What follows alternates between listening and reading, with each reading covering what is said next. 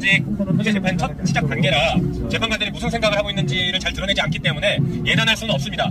다만 정영식 재판관에 대해서 여러 가지 우려들이 제기가 되고는 있지만 어제 뉴스 나온 것처럼 대통령이 총을 쏴서라도 국회에 쳐들어가라 이런 명령까지 나온 마당에 헌법재판관으로서의 이 사건의 무게감을 상당히 높게 상당히 신중하게 진중하게 받아들이고 있을 거라고 저희 예상하고 있습니다. 하여튼 그럼에도 불구하고 9명을 다 완전히 갖춰놔야 그래야 우리 좀 더 안심할 수 있지 않겠습니까? 네, 그렇게 빨리 하겠습니다. 그 박근혜 탄핵 때제가 탄핵소추위원이었는데 그때도 보면은 진행되는 와중에 검찰의 수사 기록을 받아서 그걸 참고로 해서 결론을 내렸거든요. 그런데 이번에 검찰을 꼭 믿을 필요는 없지만 아까 김영민 의원이 얘기한 대로 검찰이 김영현을 기소하면서 쓴 공소장에 보면 이 윤석열이라는 자가 총을 쏘라 그랬다, 도끼로 문을 부수라 그랬다, 정치인들 끌어내라 그랬다 이런 얘기가 다 첨부돼 있을 뿐만 아니라 실제로 증거도 첨부돼 있어요. 카톡을 주고받은 카톡 내용이 캡처돼 있고 수갑이라든지 포승줄 같은 것도 다 지금 증거로 해서 배포를 했거든요. 그런 게 있기 때문에 헌재가 그걸 무시하고 결정을 내리기가 되게 어려울 것이다 이렇게 생각하시면 될 것 같고, 하나 제안을 드리면 어제 검찰이 뿌린 그 보도자료가 있어요. 10페이지짜리. 그거 온 국민이 좀 돌려 읽었으면 좋겠어요.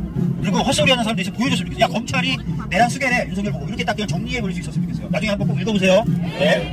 제가 개인적으로 사형제 폐지론자였는데 이번에 생각이 좀 바뀌었거든요. 네, 근데 일단은 사형을 선고받을 가능성이 어느 정도 된다고 생각하시는지가 궁금하고, 그리고 이제 나중에 정권이 바뀌고 어떻게 되면 저는 사면을 받을까가 정말 많이 걱정이 돼요. 그거만큼은 정말 많이 화가 날 것 같거든요. 그래서 그거 사형 선고를 받은 경우도 사면에 해당이 되는지가 궁금하고, 그리고 사면을 받을 경우에 대해서 이거를 대비한 대책이 있으신지 그게 궁금합니다. 사면 대책 먼저 말씀을 드리는 게 좋을 것 같은데요. 지금 사면법 개정안들이 이미 올라오기도 했고 준비하고 있는 것이 이 사건은 사면 불가라고 명확하게 규정짓는, 내란범은 사면 불가하는 것으로, 그리고 뭐 가석방 이런 것도 불가하는 것으로 명확하게 규정 지으려고 합니다. 그래서 이번 내란범들은 아예 뿌리를 그대로 다 뽑아야 다음번에는 다시는 이런 시도 혹은 다시는 이런 꿈도 못 꾸게 만들어야 되거든요. 그래서 이번에는 정말 잔불마저도 완전히 끄고 꺼진 불도 다시 불 정도로 철저하게 처벌해야 된다 이렇게 생각합니다. 그리고 뭐 사형 가능성은 아직 내란 뭐죄에 대한 진면모가 아직 다 안 드러났다고 봐야 될 것 같아요. 그래서 우리 드러나는 상황에 따라서 재판부가 판단할 일이고, 거기에 대해서 이제 저희가 정치인들이 먼저 나서서 얘기하기는 조금 조심스럽습니다. 네, 그런 국민 여러분들의 마음이 이렇게 모이고 있다라는 것들만 잘 표출하시면 좋을 것 같습니다. 지금 수사가 어느 정도 진행이 돼서 이제 첫 번째 기소된 사람 나온 거잖아요. 근데 아직 내란밖에 안 나왔어요. 근데 지금 저희가 살펴보고 있는 게 또 뭐가 있죠? 외환이 있죠. 외환이 뭐냐면 북한으로 하여금 우리를 공격하게 만든다든지 이런 짓을 했다라는 의심이 있고 거기에 부합하는 증거들이 진술들이 나오고 있잖아요. 그래서 내란뿐만 아니라 외환도 저희는 조사가 돼야 된다고 생각하고, 내란죄와 외환죄가 합쳐지면 상당히 중한 죄다. 이건 역사상 유례가 없을 정도로 중한 죄다. 그렇게만 일단 말씀드리겠습니다. 예, 다음. 하나만 더 추가해서 말씀드려야 될 것 같은데, 어제 발포 명령이 나왔잖아요. 그동안 내란죄에서 발포 명령자를 못 찾았어요. 근데 이 사건은 발포 명령자가 명확하게 드러났습니다. 발포 명령은 형법적으로는 내란 목적 살인 교사입니다. 사형 무기밖에 없어요. 내란 우두머리도 사형 무기밖에 없는데 내란 목적 살인 교사도 사형 무기밖에 없습니다. 그래서 정말 굉장히 중하게 처벌받을 것이다 라고 생각합니다. 근데 어제 그 발표 보고 국회의원들 다 시겁했어요. 죽을 수도 있었구나. 네, 자 다음. 네, 용인에서 왔습니다. 안녕하세요. 네네. 우선은 지금 경제부총리가 만약에 현재판만 임명 안 하고 특검도 안 받고 이제 똑같이 한다면, 네, 어떻게 대응을 하실지랑 그 다음에 국민의힘 해체시킬 수 있는지 이 두 가지 좀 질문 좀 드리겠습니다. 어제 뭐 제가 인터뷰하다가 한마디 했더니 그걸 뭐 조선이나 이런 데서 막 엄청 쓰더라고요. 연쇄로 탄핵을 하려고 그런다. 근데 헌법을 무시하고 법률을 위반하면 탄핵해야 되지 않습니까? 그러니까 보수적인 논객조차도 지금의 위기는 헌법의 위기다라고 평가를 해요. 헌법이 다시 규범력, 영향력, 실질적인 힘을 되찾아야만 나라가 안정되잖아요.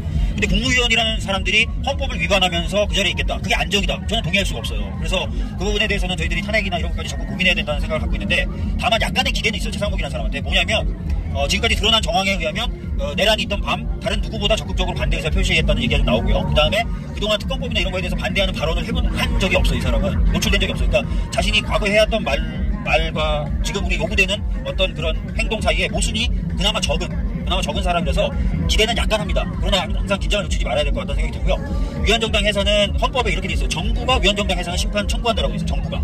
그러니까 국민의힘이 만약에 문제가 있다 하더라도 현재 국회나 어떤 다른 정당이 그런 절차를 가동시키기는 어렵습니다. 헌법상. 정부가 한다라고 돼 있어서요. 그런 점은 일단 말씀드리겠습니다. 네, 자, 여러분들 지금 내란이 진압됐습니까?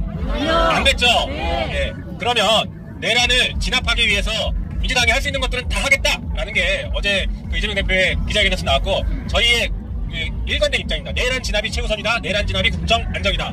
그 관점에서 저희는 접근을 할 겁니다. 자, 한덕수 총리가 어제 저희가 탄핵을 시켰지만 내란의 공범인 사실들이 점점 드러나고 있죠. 그러면 한덕수 총리에 대해서 뭘 해야 되겠습니까? 즉각 즉각 체포! 그렇죠. 즉각 체포해야 됩니다. 한덕수 총리 즉각 체포하고 내란에 더 이상 동조하지 마라 라는 분명한 경고 메시지를 줘야 돼요. 최상목 부총리가 만약에 임명도 안 하고 특검법 거부한다, 네, 탄핵되겠지만 잘 보십시오. 우리가 내란이 진압되지 않았다고 다 인정했죠. 그러면 내란을 빨리 진압해야 되는 의무가 있는 사람들이 내란을 진압하지 않고 내란범들이 도망가거나 증거인멸하게 도와주면 내란의 공범이 되지 않겠습니까? 네. 그래서 최상목 부총리가 지금까지는 아직 내란의 공범인지 긴가민가 하지만 임명을 하지 않거나 특검법을 거부하는 순간 뭐가 되겠습니까? 내란의 공범이 될 수 있습니다. 내란의 중요 임무를 수행하는 사람이 되거나 아니면 최소한 부하 수행을 하는 사람으로 규정될 수 있기 때문에 내란의 공범이 되지 말아라는 경고를 좀 분명히 할 필요가 있습니다. 그래서 그러기 위해서라도 한덕수 총리에 대한 즉각 체포가 빨리 필요하다라고 생각하고 저희가 할 수 있는 다양한 일들을 하겠습니다. 그리고 민주당은 이 모든 사안의 플랜 B를 다 가지고 있습니다. 네, 안녕하세요. 저는 서울에서 사는 사람인데 지금 최근에 뉴스 계속 보면서 최상목 대통령 권한 대행이 언제까지 이제 거부권을 쓰거나 아니면은 비협조적일 때 탄핵을 하려고 생각하고 계신지 그것도 궁금하고, 그다음에 제가 알기로는 몇 명을 더 국무위원 몇 명을 더 탄핵을 하게 되면 무정부 상태가 되면서 그 다음 법안들은 그 허락 없이 그냥 다 통과가 된다고 했는데, 만약에 최악의 상황에 그거를 사용을 하신다면 그 기간은 언제까지 생각하고 계신지. 내란 진압이 최우선이라고 생각하고 있기 때문에 내란을 진압하는데 역풍이라는 얘기를 고려하지 않습니다. 지금은 내란을 진압합니다. 네, 진압하는데 당력을 총 집중할 겁니다. 그렇게 좀 이해해 주십시오. 헌법재판소에서 구인이 재판관들이 이제 그것에 대해서 이제 결론을 이제 선고할 텐데, 제가 뉴스에서 보니까 한 명이라도 반대를 하면 다시 복귀할 수 있는 가능성이 있다고 하더라고요. 그에 대해서 혹시 대비나 이런 어떤 좀 설명이 조금 필요한 것 같습니다. 아니, 한 명이라도 반대하면 복귀하는 건 아니고요. 탄핵이 가결되려면 6명의 헌재재판관이 탄핵시키는 게 맞다라고 결정을 해야 돼요. 그리고 저희가 지금 3명을 추가로 선출했고 이 사람들이 임명이 되면 총 9명의 재판관이잖아요. 그래서 9명 중에 6명이 탄핵시키는 게 맞다라고 하면은 탄핵이 되는 겁니다. 한 명, 이건 아니다라는 말씀 드리고, 저희들도 헌재재판관들이 우리 뜻대로만 생각할 거다라고 생각하면 안 되겠죠. 저희들도 계속 이렇게 집회를 하는 거고, 아까 근데 말씀드렸던 것처럼 지금 이제 검찰이 꼭 믿는 건 아니지만 이번에 김영희 의원을 기소하면서 쓴 공소장의 내용이 굉장히 상세히, 그 공소장이 굉장히 상세히 윤석열이 그날 밤에 뭘 했는지가 다 적혀져 있는 거예요. 증거도 다 첨부가 돼 있고, 그래서 헌재가 그걸 무시하기는 굉장히 어렵다. 그러니까 저희들이 조금만 더 노력하면 충분히 탄핵은 가결될 것이다. 이렇게 생각하시면 좋을 것 같습니다. 예. 그리고 그 윤석열 재판 때문에, 형사 재판 때문에 탄핵 심판이 늦어지는 건 아니냐 이런 걱정들 많이 하셨잖아요. 예, 윤석열 탄핵안 최종 마무리 제가 했는데 그거 다 논란 피하게 만들었습니다. 어떻게 만들었냐면 윤석열이 계엄을 선포한 행위가 위법이다라는 것을 하나의 덩어리를 만들었습니다. 계엄이 위헌이냐는 지금 내란죄와 직접적인 연관이 있지 않으니까 내란죄가 성립되냐 안 되냐랑은 상관없이 헌재가 별도로 판단할 수 있습니다. 그리고 국회를 침탈한 게 헌법을 위반한 거다, 국회 상권 분립을 위반한 거다라는 것은 내란죄랑 상관없이 인정할 수 있잖아요.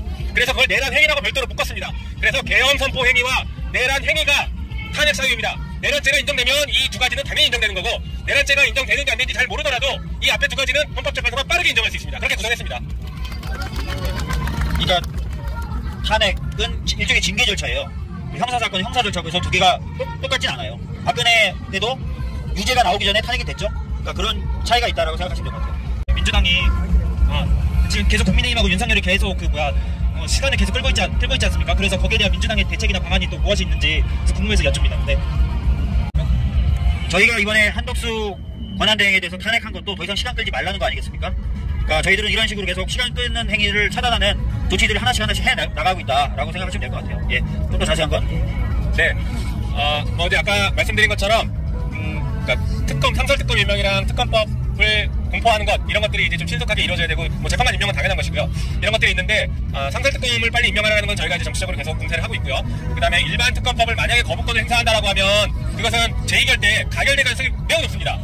그게 하나 있고요. 그 다음에 지금 최상목 경제부총리가 이 31일날 국무회의를 열어야 되는데, 지금 이 혼란한 상황에서 본인이 총대 메고 국무회의를 열어서 부결시키기에는, 거부권 행사하기에는 매우 어렵다. 게다가 어제 발포 명령까지 나오지 않았습니까? 이 상황에서 거부권 행사하기는 어렵고 오히려 국무회의를 못 열 가능성이 있다라고는 보고 있습니다. 물론 또 끝까지 봐야겠지만요.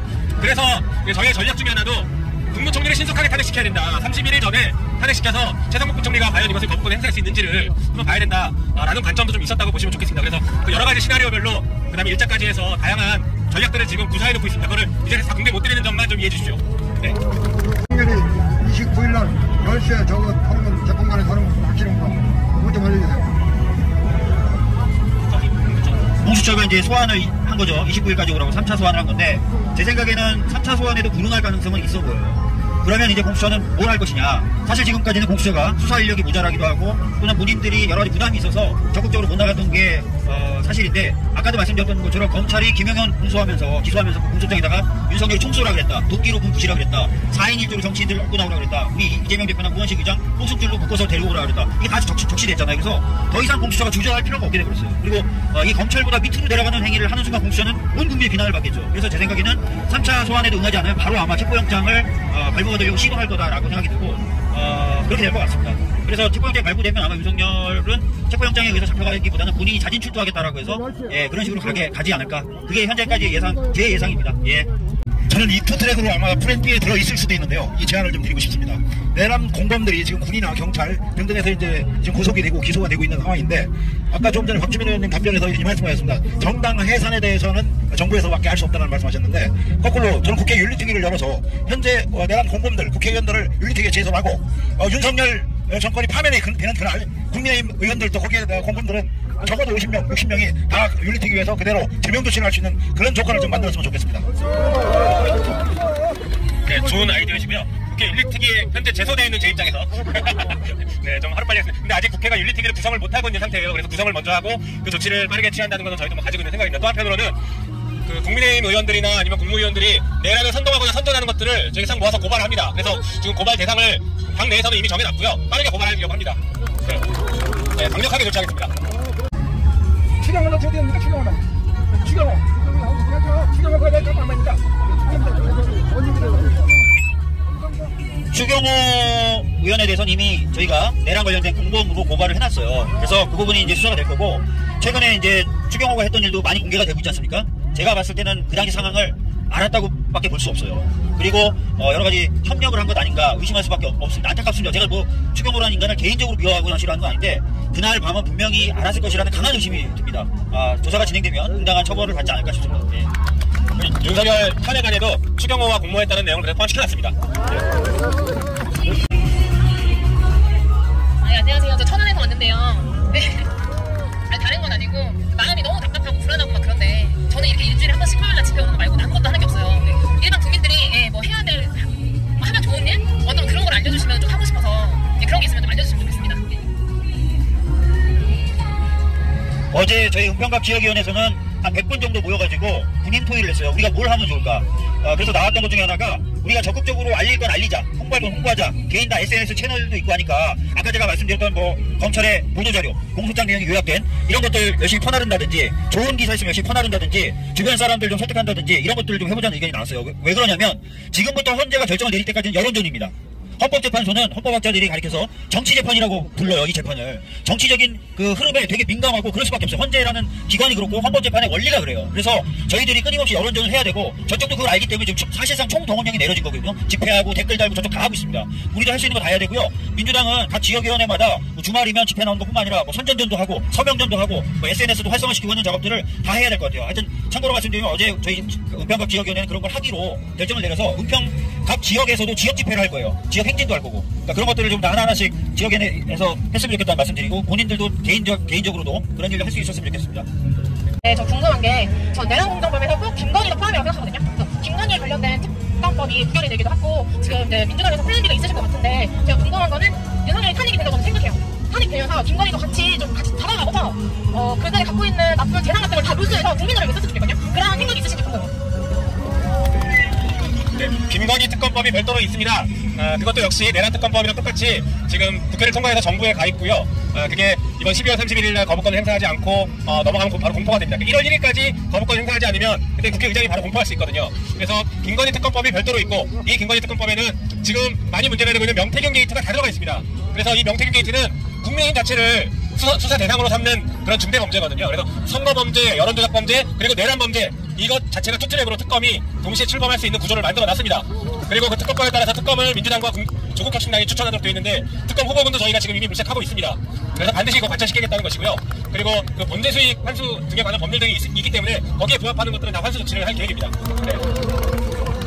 사실 저희들이 의심하는 것 중에 하나가, 김건희가 윤석열 대통령 된 후에도 주가 조작이나 이런 것들이 연루되지 않았을까라는 의심을 갖고 있잖아요. 뭐 산보 확인해봐 이런 얘기도 나오고, 이런 것들이 저희 특검법 뭐 상습특검법에 다 들어가 있기 때문에 분명히 수사가 될 것이고요. 수사가 되면 이제 범죄 수익으로 밝혀진 부분은 환수하는 장치가 이미 마련되어 있습니다. 그래서 환수가 될 것이다 이렇게 생각하시면 될 것 같아요.